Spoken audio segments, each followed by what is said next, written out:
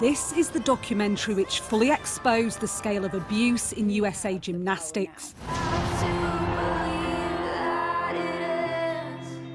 A toxic environment of bullying and fear which went unchecked. And now British athletes, including Olympians and elite competitors, say a similar culture pervades the sport here. One former gymnast told me she would be regularly beaten by her coach. I thought there was only ever one way to achieve my skill, through strict punishment and fear. We were taught to be more scared of our coach than of the skill we were attempting. I'll never know if it was possible to be my level without it, or if I could have been even better if I wasn't beaten into submission. Margot Duraction was a junior GB gymnast but was driven away from the sport after regularly suffering abuse and bearing witness to it.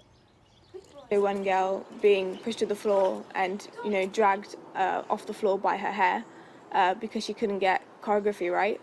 And then another girl, where a lot of people were in that gym at the time, being, taken up by the leotard and thrown. And, everybody was watching and nobody said anything, nobody intervened, nobody said, maybe this has gone too far, because you couldn't say anything.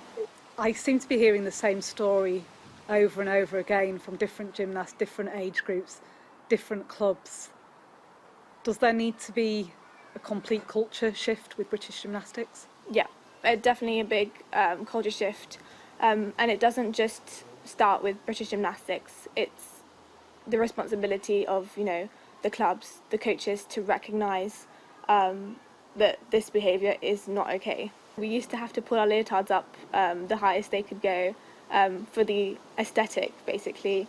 And same thing sometimes, as you get older, as you go through puberty, some girls prefer to wear shorts, but in some clubs they don't allow that.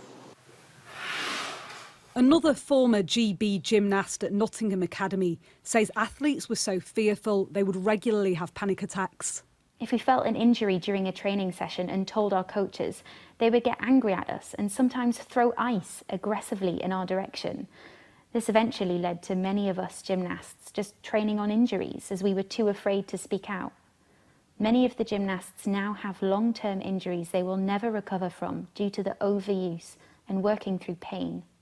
British Gymnastics has promised to conduct an internal investigation, admitting it's clear that gymnasts didn't feel they could raise their concerns to British Gymnastics. For many young athletes, change is long overdue. Martha Kellner, Sky News.